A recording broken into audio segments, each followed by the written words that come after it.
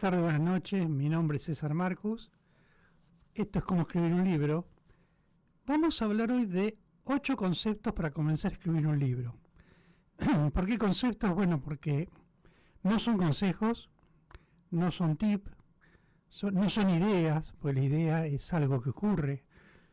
Estos son conceptos, son preceptos para que uno tome en cuenta, cuando se sienta a escribir, los problemas que pueden ocurrir. Perdón. Primero, no es posible escribir un libro en 3 días. Esos que venden la idea de escribir un libro en 3 días, yo lo dudo mucho. Por el libro y por la calidad y por la forma. Menos si uno tiene que trabajar, estudiar, jugar con los hijos, pasear el perro. Es decir, hay un montón de cosas que van a impedir que uno se dedique 24 horas por día a escribir un libro. Pero lo importante es escribir un libro todos los días un poco. ¿Por qué? Porque eso nos va a ayudar a aprender, a mejorar. Por sobre todo, escribir un par de horas por día. Todos los días no se aburrirá. Si uno escribe, llega un momento que se cansa. Se cansa la vista, se cansa el cuerpo, se cansa la mente. Entonces, escribir un poco todos los días le va a ayudar a escribir lo que uno siente ganas. Aparte que lo va a distraer de los problemas cotidianos. En definitiva, es una buena terapia escribir. Después, si quiere publicar o no, es otra historia. Entonces, para poder sentarse a escribir, hay que tomar en cuenta 8 puntos. El primer punto es el miedo. Muchas personas le asaltan las dudas, los mismos temores, las mismas angustias, temen escribir mal, cometer falta de ortografía, equivocaciones gramaticales, usar palabras inadecuadas, no saber expresarse correctamente en su idioma. Pero para vencer esos miedos hay varias soluciones, y hoy estamos en el mundo de la tecnología.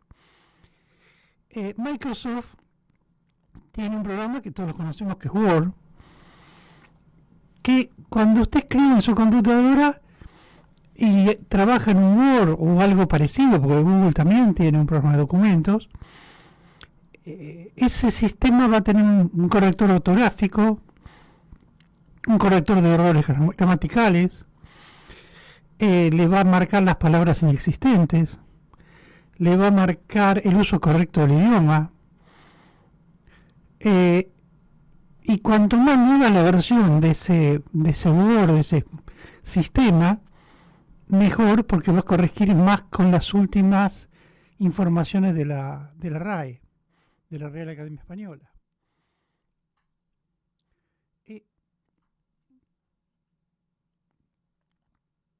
Ese sistema lo va a ayudar a trabajar sin necesidad de estar pendiente del lenguaje, de la palabrita.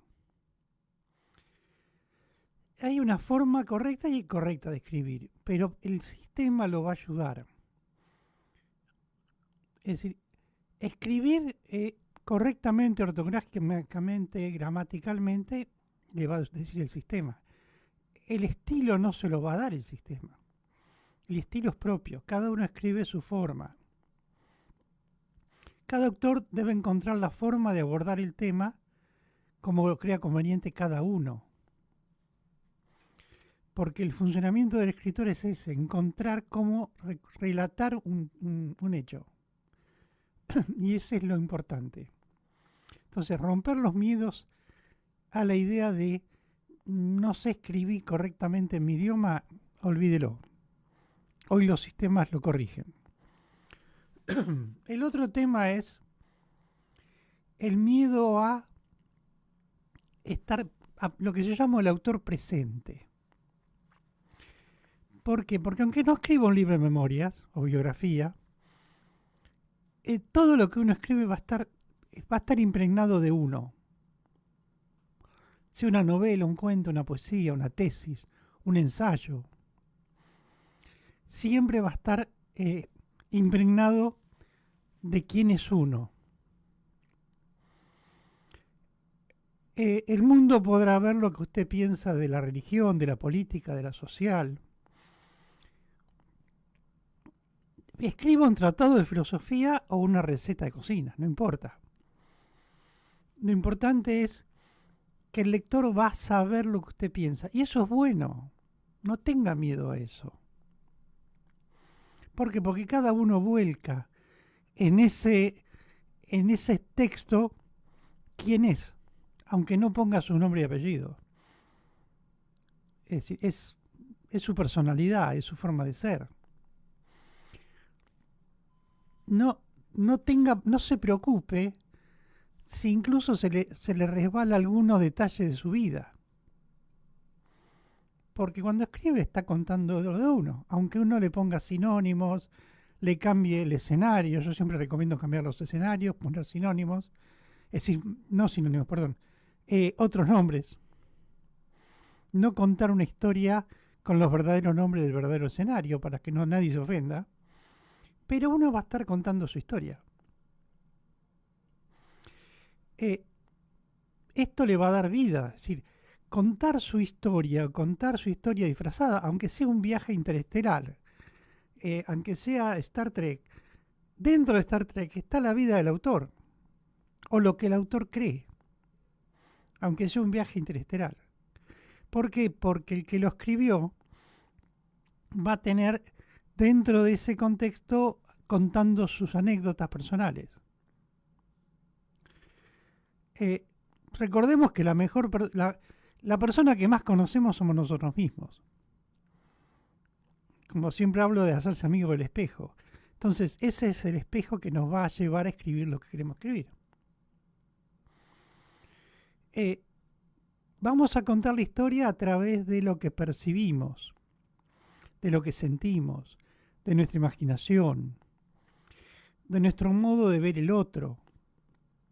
Pensemos que todo eso es invención de nuestro cerebro, es percepción, no es realidad. Cuando nos sentamos frente a otro estamos percibiendo al otro, no viéndolo. Y lo percibimos de acuerdo a nuestra forma, nuestro intelecto. El tercer punto tiene que ver un poco con estos dos, que es el qué dirán. Los críticos literarios no son expertos, son críticos. Yo puedo ser un crítico de fútbol, pero no sé patear una pelota. Entonces, el único que podría hablar de fútbol sería Messi. Y no es así. Hay gente que habla de fútbol, que entiende de fútbol, que son buenos comentaristas de fútbol, pero no son buenos jugadores. Entonces, los críticos literarios les pasa lo mismo. ¿Pueden encontrarle fallas a sus textos? Sí, y las va a tener, seguro. Pero también va a tener fallas García Márquez, Vargas Llosa, Premio Nobel, o Stephen King o Dan Brown. Todos tienen fallas, todos tenemos fallas. Entonces, no nos tiene que preocupar esas fallas. Yo recomendaría leer biografías, por ejemplo, Pablo Neruda, Vargas Llosa, García Márquez, que son 3 premios Nobel donde ellos cuentan que debieron golpear muchas puertas antes de que les publiquen su primera obra. Por ejemplo, escritoras como Emily Dickinson, fue rechazada porque decían que los poemas no eran bellos y son preciosos. John Orwell, que fue el autor de 1984 de Rebelión en la Granja, decían que no, que los libros de él no se podían editar porque eran habladas por animales. Y si alguien leyó Rebelión en la Granja se da cuenta que sí, son animalitos, pero en definitiva está contando la realidad humana. Entonces, o William Faulkner, que es un escritor que lo leen en la escuela primaria y secundaria, fue rechazado sus libros porque decía que no conocía bien el idioma inglés, cosa que es un absurdo.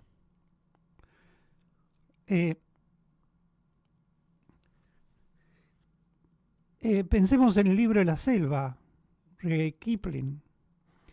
También fue rechazado porque decían que no conocía el manejo de los verbos en inglés. Y estamos hablando de escritores exitosos, escritores que llegaron hasta a la escuela primaria, secundaria, a leer en nuestra juventud. Entonces, no le tenga miedo al que dirán. Es un problema de ellos, no del que está escribiendo. El cuarto tema es la imaginación. Es decir, cómo manejar esa imaginación. Como dijimos antes, aunque la obra esté hecha de temas reales, sea una biografía personal, sea una historia del pueblo o de un héroe, real o no, hay un ejercicio de imaginación. ¿Por qué? Porque nadie pudo estar al lado del héroe cuando pasó. Si quiero escribir la historia, la biografía de Bolívar o de San Martín, voy a escribir en base a los datos que me llegaron. Ahora, lo que él habló con su hija, lo que San Martín le habló a su hija, por ahí lo dejó en alguna carta, pero lo demás me lo imagino. O lo que se dijeron San Martín y Bolívar cuando se abrazaron, también me lo imagino. Entonces, ¿estoy contando una biografía real? Sí, los hechos ocurrieron. Nadie pone en duda que San Martín y Bolívar se abrazaron y intercambiaron sables. Pero ¿qué hablaron? Y lo puedo imaginar, lo voy a escribir. Entonces, en ese contexto puedo escribir una biografía, pero sabiendo que voy a tener un 50% de hechos imaginativos y el 50% de hechos reales. Lo mismo pasa cuando la lea. Tengo que saber lo que estoy leyendo. Y más cuando es si leo la biografía de un personaje que está vivo ahora, que la escribió él, o supuestamente la escribió él, tengo que saber también que él va a contar lo que le conviene contar. Sea la biografía de Obama, de Bush, de Ricky Martin o de quien fuera. Siempre cada uno va a escribir lo que le conviene contar. Entonces, cuando hablamos de la imaginación, vemos que no toda la imaginación es igual. Tomando ejemplos de escritores de ciencia ficción, un viaje a Marte no es el mismo viaje a Marte que cuente Asimov, no es el mismo viaje a Marte que cuente Clarke, no es el mismo viaje a Marte que cuente Bradbury, tres excelentes escritores de ciencia ficción, porque cada uno va a contar su propio viaje a Marte. Sabemos que nadie fue, pero ellos sí fueron en su idea, en su imaginación, y cada uno encontró cosas diferentes. Entonces, cuando estamos relatando, sea un viaje a Marte o sea en la historia del pueblo donde vivimos, sabemos que estamos aplicando algo de imaginación. Toda biografía tiene hechos reales y no reales. Los héroes que dijimos antes, San Martín, Bolívar, o héroes ficticios, Superman, Batman, tienen situaciones, relatos, pasajes de su historia, donde tiene que ver los sentimientos, los diálogos, las sensaciones, y esa parte la vamos a tener que escribir, que imaginar. ¿Por qué? Porque yo no estoy adentro de cada uno para saber qué sienten o qué vivieron estrictamente en su intimidad. El quinto tema es el tema, de qué voy a escribir. Muchos creen que el problema de escribir es la aceptación del público. ¿Qué piensa el público de lo que voy a escribir? Por ejemplo, la vez pasada lo decíamos, las 3 obras más vendidas en los últimos años fueron El Señor de los Anillos, que es un relato de aventura fantástica, El Código da Vinci, que es una novela religiosa, 50 Sombras de Grey, que es una historia erótico-sexual. Esos 3 libros transformaron a Tolkien, a Brown, a James, a los sucesores de Tolkien, por supuesto, porque Tolkien falleció, en multimillonarios. ¿Por qué? Porque eran temas que pegaron en ese momento. Pero también, por otro lado, tenemos que los últimos 5 premios Nobel de literatura no tuvieron dinero, no tienen dinero. Olga Tokarczuk de Polonia, Peter Hanglet de Australia, Louis Kluck de Estados Unidos, Gurnak de Tanzania, Annie Ernaux de Francia. Ninguno de ellos 5 habían vendido muchos libros antes de ganar el premio Nobel. Y después del premio Nobel tampoco. Vendieron un poco más, por supuesto, porque se hicieron famosos. Pero nunca estuvieron entre las 100 posiciones de más ventas. Entonces, retomando el tema, cuando hablamos del tema del libro, ¿de qué voy a escribir? Voy a escribir de lo que me gusta, de lo que sé, de lo que conozco. Y tengo que interiorizarme. Si quiero poner mi historia en París, tengo que por lo menos googlear y ver cómo es París, qué calles tengo, cuál cruza cuál. Porque probablemente mi libro lo va a terminar leyendo alguien que viva en París y va a decir, no, esto no es verdad. Entonces, buscar la forma de llegar al lector, esté donde esté, viva o haya ido alguna vez, y poder explicar que el otro crea que estuvimos. Hoy la ventaja, antiguamente para escribir una novela había que ir al lugar. Agatha Christie para escribir sus libros tuvo que viajar en el tren donde cuenta los asesinatos, tuvo que ver cómo era por adentro. Hoy tenemos una ventaja que ponemos Google, buscamos y ya estamos en el lugar. Podemos recorrer un museo por Google, podemos hacer o por cualquier otro buscador. Entonces, utilicemos esa ventaja para darle realidad a ese tema. Cada tema que pongamos tiene que tener un viso de realidad. Y no pensemos cuál va a vender más porque no lo sabemos. El sexto punto es la idea.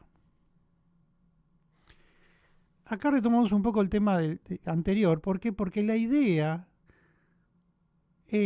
juega un poco con la imaginación y la realidad.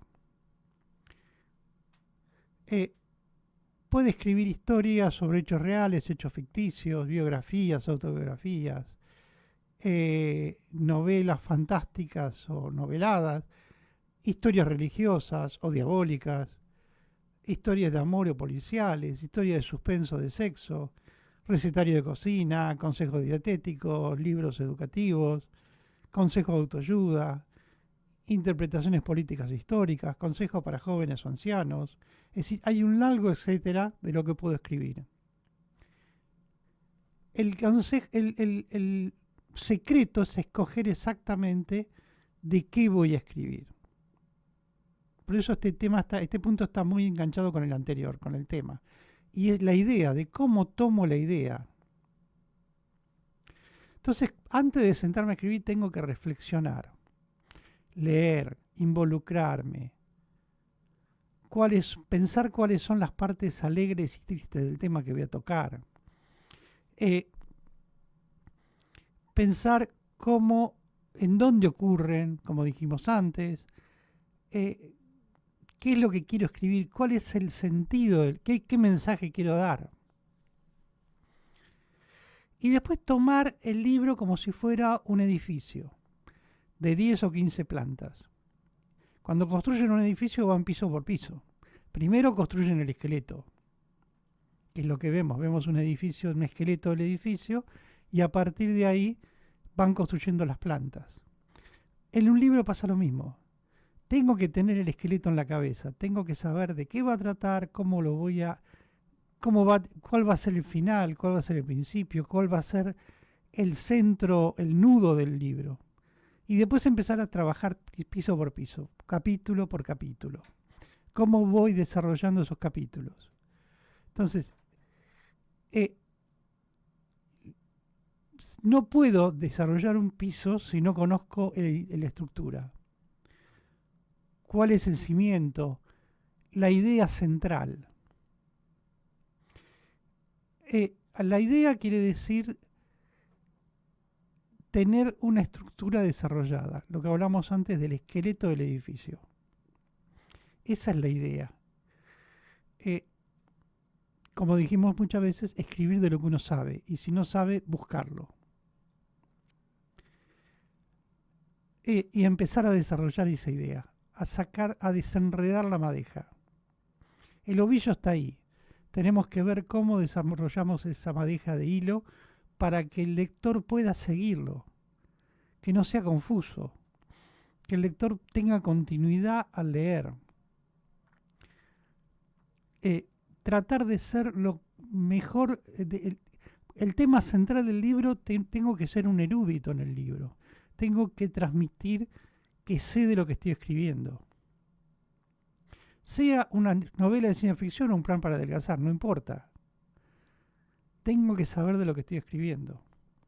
Entonces, lo principal, antes de sentarme a escribir, es instruirme, buscar en las redes, desarrollar el tema. El séptimo punto es tiempo y espacio. Por ejemplo, si quiero escribir una historia policial del robo de un banco, por ejemplo, tengo que estar pensando en qué momento fue el robo del banco. ¿Por qué? Porque si sitúo el robo en el siglo XVIII, por ejemplo, los ladrones se movían a caballo y con revólveres de 6 disparos. El tipo, lo vimos en la película de Far West.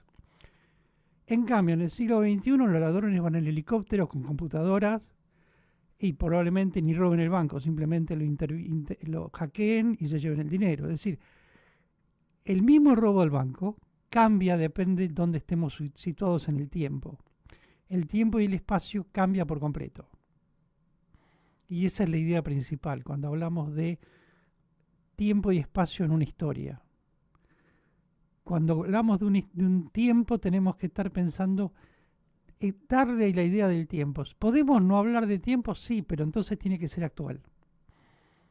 Y explicar a la gente que es actual, porque pensemos que nuestro libro puede estar leído entre 100 años. Y si no explicamos en qué momento pasa la historia, el que lo lea dentro de 100 años no va a entender nada. Porque probablemente no existan los celulares o no exista la tecnología como hoy la entendemos y va a existir otra cosa. Entonces, aquel que esté, es como leer ahora una novela de caballería. Nadie anda a caballo con armadura por la calle, pero entendemos que en ese momento sí. Pero sabemos que es una novela de caballería. Escrita en el 1600, en el 1700. Entonces, siempre ubicar el tiempo y espacio de nuestra historia. Y por último, en el punto 8, tenemos que hablar de originalidad. Lo importante no es lo que cuento, sino cómo lo cuento. Eso lo repetí muchas veces y esa es la base de todo. Entonces, para hacer un ensayo, para hacer algo que puede provocar a ver cómo lo escribo, tomar ejemplo. Por ejemplo, escribir el Quijote. Voy a decir, bueno, ya lo escribió Cervantes. Sí, pero ¿qué pasa si el Quijote lo hubiera escrito Cervantes, pero en vez de contarlo desde el punto de vista del Quijote mismo, lo cuenta el caballo, lo cuenta Rocinante? ¿Cómo vivió Rocinante la historia del Quijote? ¿Cómo vivió Sancho Panza la historia? Es verdad, en algunos capítulos del Quijote el que cuenta es Sancho Panza, pero nunca lo cuenta Rocinante, nunca lo cuenta Dulcinea. Entonces, si quiero buscarle originalidad al tema, puedo contar una historia ya contada desde otro objetivo. No es un plagio, es la misma historia contada desde otro lado. Simplemente sirve de ensayo. Entonces, cuando voy a contar una historia que alguien me diga, pero esto ya está contado, sí, busquemos el ángulo que no esté contado. La historia va a ser la misma, ¿eh? La historia va a ser la misma. Hay un libro de García Márquez que lo recomiendo que se llama Crónica de una muerte anunciada, donde hay como 10 personajes que cada uno cuenta el asesinato diferente, que es el mismo asesinato, pero desde un punto de vista diferente. Es un libro cuasi periodístico que cuenta la muerte de alguien, el asesinato de alguien. Pero en cada capítulo el protagonista es otro, es decir, el que relata el capítulo es otro personaje de la historia. Entonces es como que uno lee 10 libros, 10 historias diferentes de un mismo tema. para mí ese es el ejemplo exacto de lo que es la originalidad. Y es fácil de leer. No hablemos de Cortázar con Rayuela, donde Cortázar es un poco más complicado en Rayuela porque los capítulos de Rayuela lo que dice es que cada uno puede leer el capítulo que quiera en el momento que quiera y cambiarlos de lugar. Y cambia la historia. Y es verdad. Si uno agarra los capítulos de Rayuela y lee el cuarto primero, después el sexto y después el segundo, la historia que va a leer es otra. Es un poco más complicado. Pero el libro de García Márquez es muy interesante en eso. Cuenta 10 historias vistas por el mismo hecho. Entonces, la originalidad nace de eso. ¿De dónde está el observador? ¿Cómo lo cuento? No importa si es una novela, un cuento, una poesía. ¿Dónde está el que cuenta? ¿Dónde está el relato? ¿Dónde está el que relata? ¿Cuál es el escenario? ¿Desde qué lugar? ¿Cuáles son los personajes? ¿Cómo acontecieron los hechos? Entonces, pensar en eso como si fuera una película y relatarlo como si fuera una película. ¿Por qué? Porque va a ser mucho más fácil de entender. La genialidad de García Márquez era esa. El relato es fácil de entender para cualquiera. Es diferente a Vargas Llosa, que por ahí es más elaborado, o otros autores que son mucho más complejos. Entonces, tenemos que buscar siempre ser originales, limpios al escribir, no buscar palabras que le llaman rebuscadas, palabras difíciles, tratar de que el idioma sea el de todos, tampoco usar palabras coloquiales, porque lo que hablamos en cada país, el español que hablamos en cada país es diferente al español que habla en el país al lado. Y eso es fundamental, es decir, todos hablamos español, pero nadie habla español. Cada uno habla un español diferente en diferentes países de Latinoamérica. Entonces, tratar de buscar palabras entendibles para todos. Entonces, estos 8 puntos son importantes cuando uno se sienta a escribir. Es muy importante que lo tomemos en cuenta para saber qué queremos escribir y cómo lo queremos escribir. Muchas gracias, ya volvemos.